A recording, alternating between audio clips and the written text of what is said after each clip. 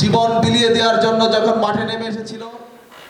ফ্যাসিবাদী ব্যবস্থার বিলোপ ও নতুন রাজনৈতিক বন্দোবস্ত বাস্তবায়নের অভ্যুত্থানের শক্তি নাগরিক, আহত ও শহীদ পরিবারের সাথে তরুণ নাগরিকদের সমন্বয়ে গঠিত জাতীয় নাগরিক কমিটির সভা অনুষ্ঠিত হয়েছে।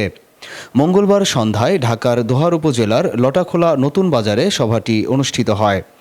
কেন্দ্রীয় জাতীয় নাগরিক কমিটির সদস্য মোহাম্মদ রাসেল আহমেদের সভাপতিত্বে ও মোহাম্মদ সোহেল হোসেন ও বিল্লাল হোসেনের সঞ্চালনায় সভায় উপস্থিত ছিলেন 2024-এর গণ অভ্যুত্থানের আহত শিক্ষার্থী, কেন্দ্রীয় নাগরিক কমিটির সদস্য ও স্থানীয় গণ্যমান্য ব্যক্তিরা। বক্তারা বলেন, ভারতীয় মদতপুষ্ট দল আওয়ামী লীগকে বাংলাদেশের রাজনীতিতে আর সুযোগ দেওয়া যাবে না।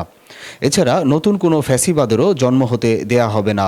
এ সময় আগামীর বাংলাদেশ বিনির্মাণে ভূমিকা রাখতে জাতীয় নাগরিক কমিটির পাশে থাকার আহ্বান জানান তারা।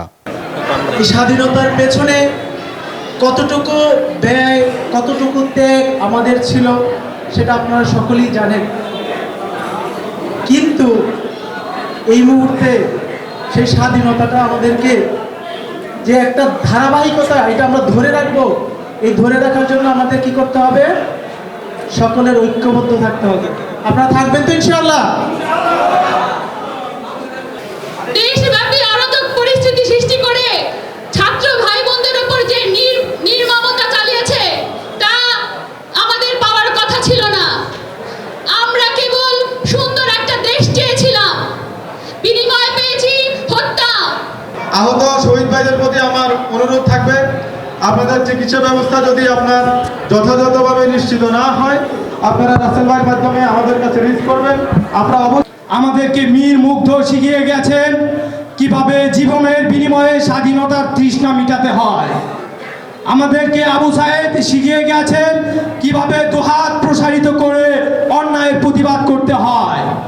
আবু সাইদ মীর মুগ্ধের জন্য আমার রক্তক্ষরণ হয়, আমরা তাদের রক্তকে ম্লান হতে দেব না। যদি দাঁড় করাতে না চান, যদি গুলিতে মরতে না চান, যদি আর শহীদ হতে না চান, আপনাদেরকে সিদ্ধান্ত নিতে হবে আওয়ামী লীগকে এই দেশে পুনর্বাসন করার কোনো সুযোগ দিবেন কি না। আওয়ামী লীগ এই দেশে রাজনীতি করতে পারবে কি না, আপনাদেরকে এখনই সিদ্ধান্ত নিতে হবে। এই 56,000 বর্গ মাইলের 1 ইঞ্চি জমি যদি আপনি আওয়ামী লীগকে ছাড়েন, আওয়ামী লীগ এমন একটা ভাইরাস, এই 56,000 বর্গ মাইলের 1 ইঞ্চি জমি থেকে তারা 56,000 বর্গ মাইল দখল করে নিয়ে আপনাকে আমাকে রোহিঙ্গাদের চাইতেও খারাপ জাতিতে পরিণত করবে।